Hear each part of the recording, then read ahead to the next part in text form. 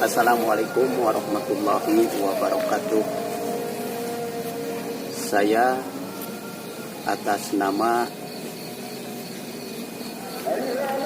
pemimpin Negara Islam Indonesia, Madinah Indonesia, Madani,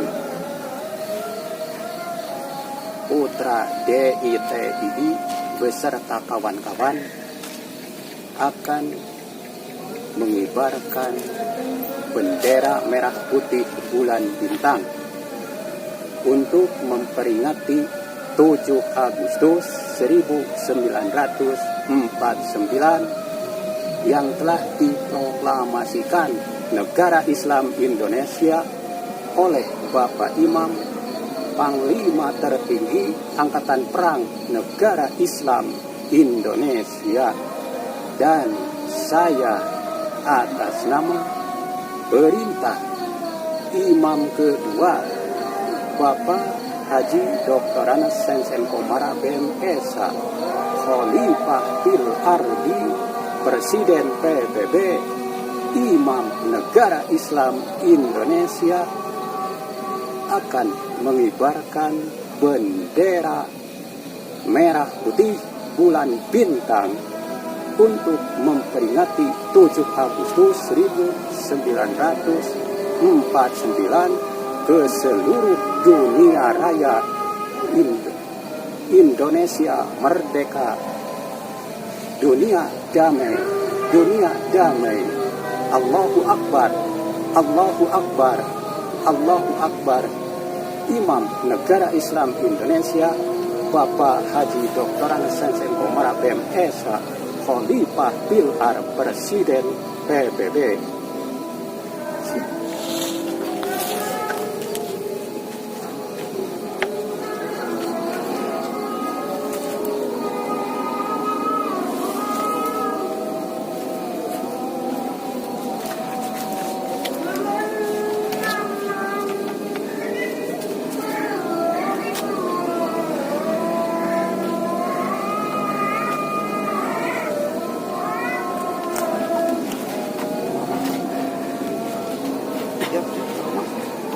Ini teh kan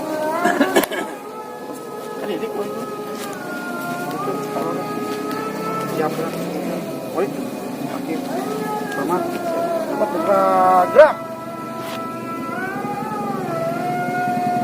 gerak. Tadi kembali ke sana.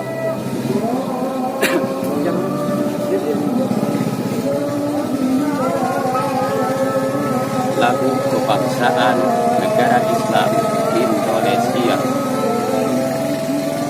7 Agustus 49 saat dunia Tuhan diproklamirkan negara kita ke seluruh dunia raya.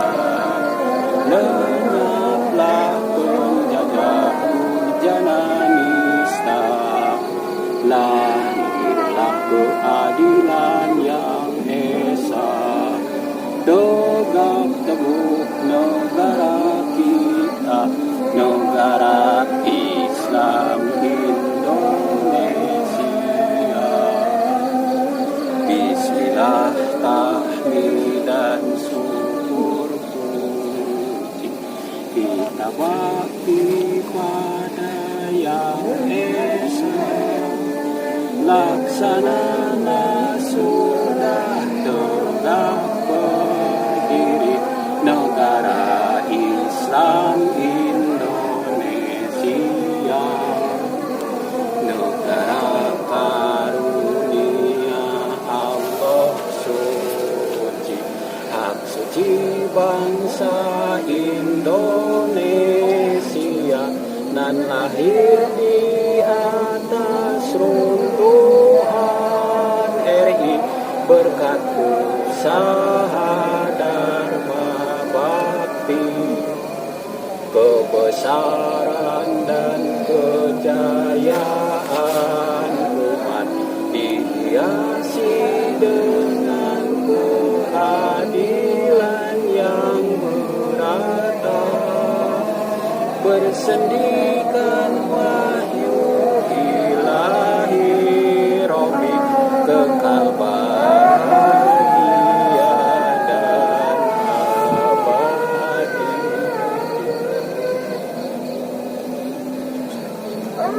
Dari yakin hati ikhlas penuh akan karunia tanah air pusaka Indonesia tercinta. Syukur aku sembahkan kehadiran.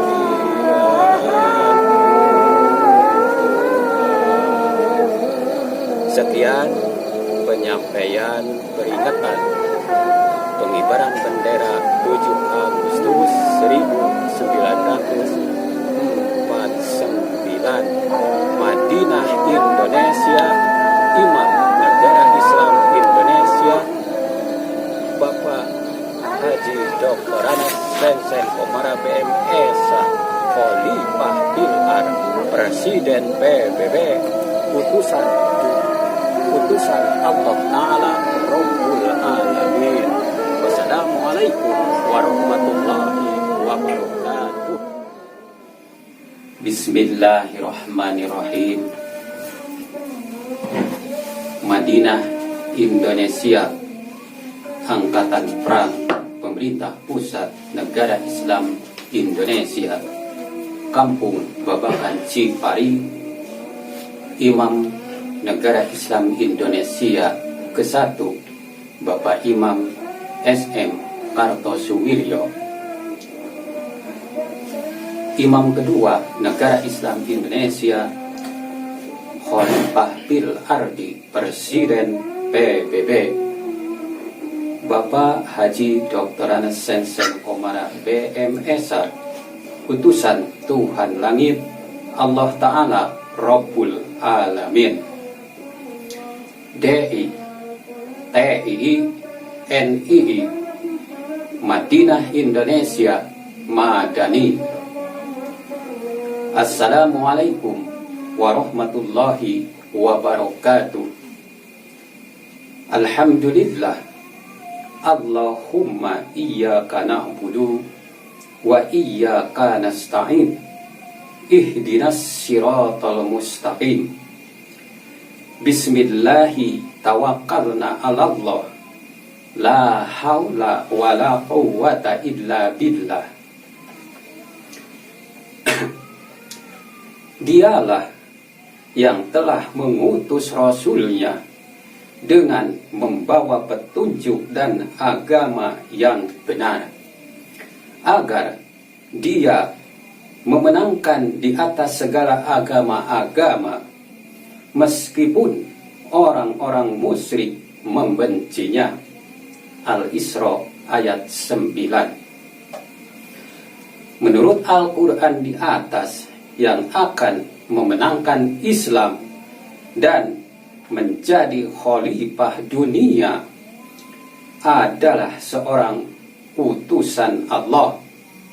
Islam sekarang ini dalam keadaan tertindas dan lemah, dan yang akan kembali memenangkan Islam itu adalah seorang utusan Allah, Khalifah Bil Ardi Presiden PBB.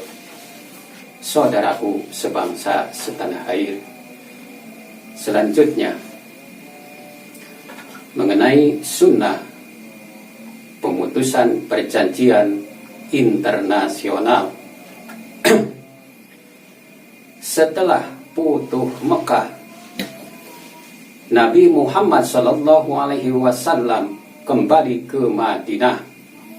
Ketika musim haji tiba, mengutus Abu Bakar untuk memimpin 300 orang muslim ke kota Mekah. Sebelum kelahiran Nabi Muhammad, Ka'bah sebagai tempat suci bagi siapapun yang mempercayainya. Agama Ibrahim, perjanjian antara orang Mekah dengan orang di luar Mekah, bangsa asing, bahwa Ka'bah berhak dikunjungi oleh setiap orang, dan Nabi sendiri mengatakan tidak boleh orang merintangi datang ke rumah suci Ka'bah. Selama ada perjanjian demikian, selama itu pula orang boleh datang ke tanah suci sekalipun orang musyrik. Nabi mengutus Ali bin Abi Thalib untuk menyusul Abu Bakar untuk mengumumkan putusnya segala perjanjian internasional yang pernah diadakan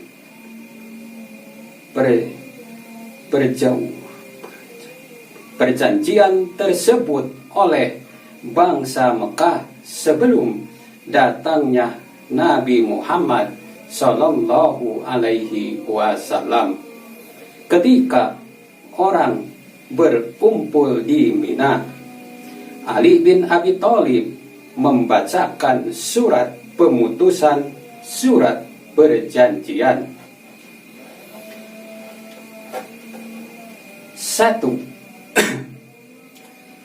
Suatu pernyataan pemutusan hubungan dari Allah dan Rasul-Nya kepada orang-orang musyrik yang telah kamu ikat dengan perjanjian. 2. Oleh karena itu, bolehlah kamu berjalan di muka bumi ini selama 4 bulan. Dan ketahuilah bahwa kamu tidak akan dapat melemahkan Tuhan, dan Tuhan akan mencampakkan kehinaan pada orang-orang musyrik. 3.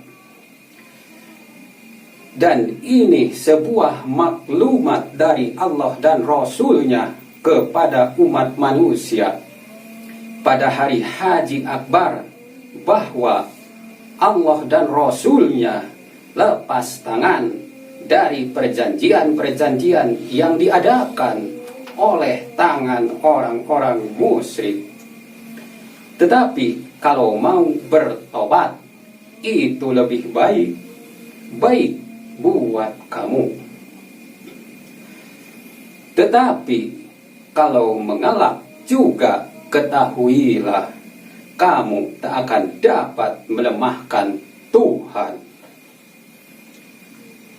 Beritahukanlah kepada orang-orang yang musyrik itu akan adanya siksa yang pedih. 4. Kecuali mereka yang telah kamu adakan perjanjian dengan orang-orang musyrik, dan tidak pula mereka melanggar sesuatu dalam perjanjian itu, dan mereka tidak membantu seseorang dalam memusuhimu, maka penuhilah perjanjian itu dengan mereka sampai batas waktunya.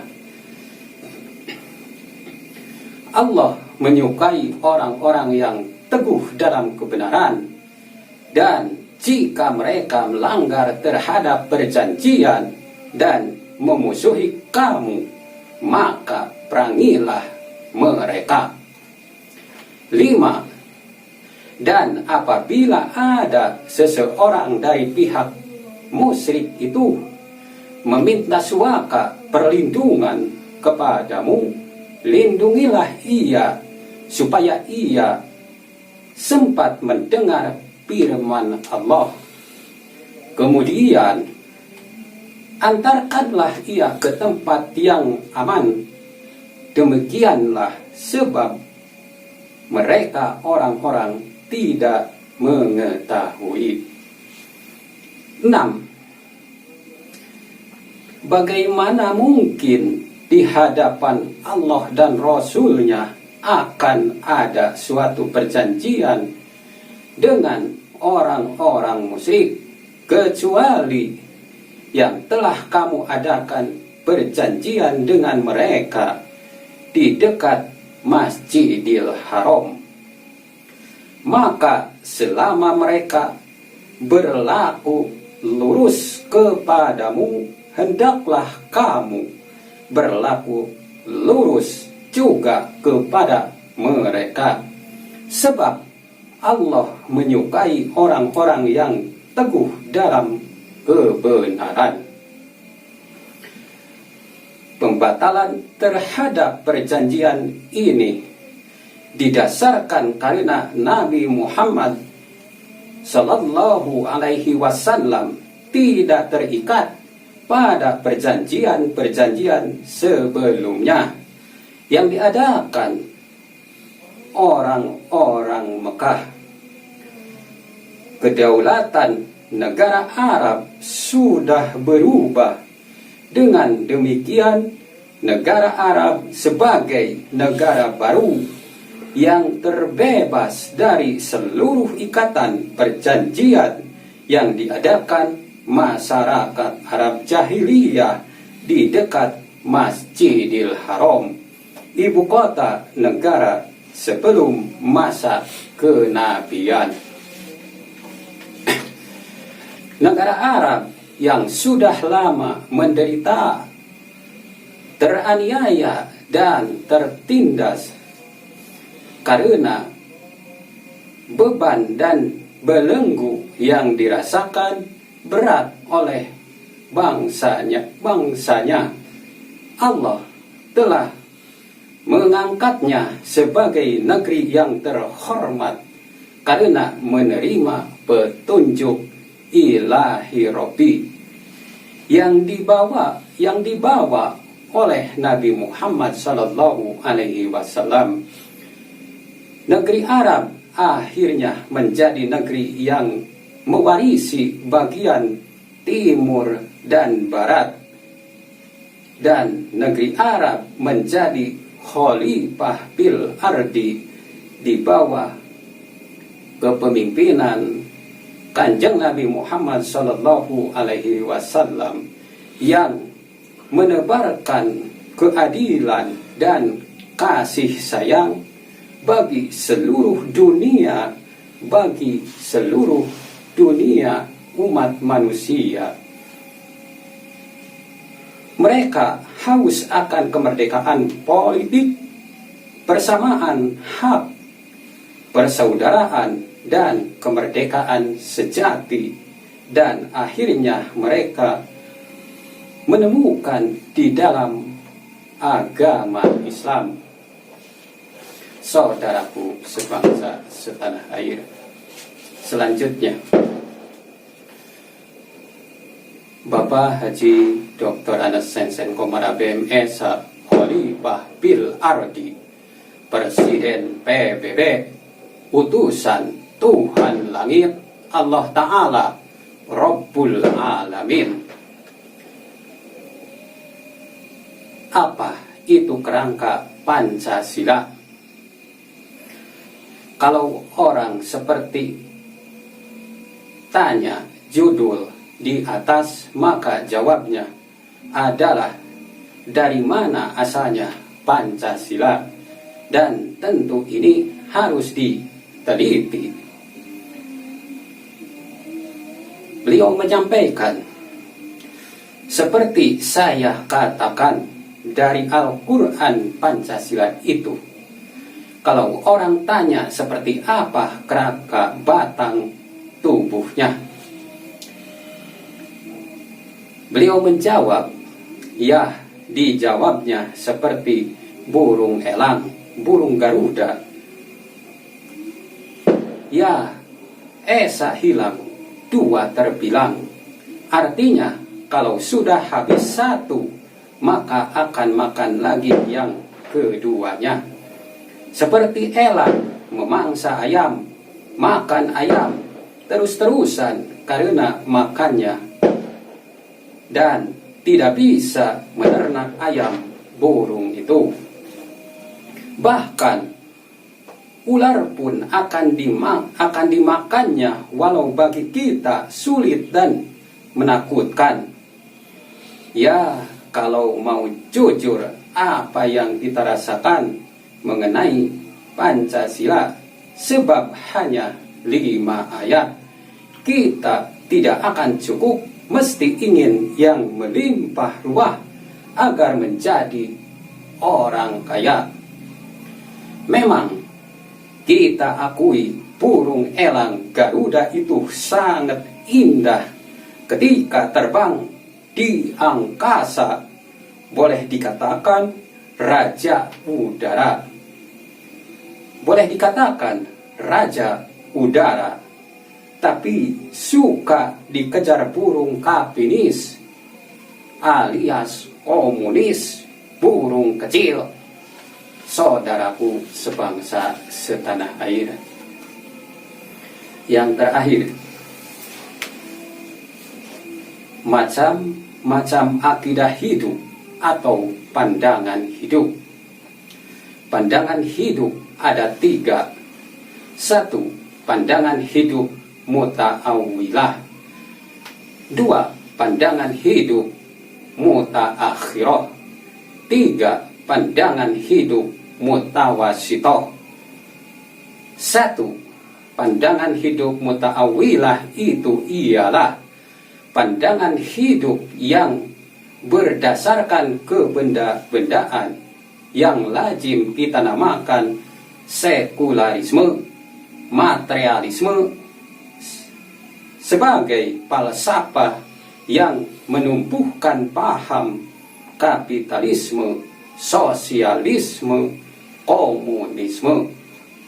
2. Pandangan hidup mutaakhirah adalah merupakan pandangan hidup kebatin-batinan yang biasa kita sebut individualisme dan spiritualisme.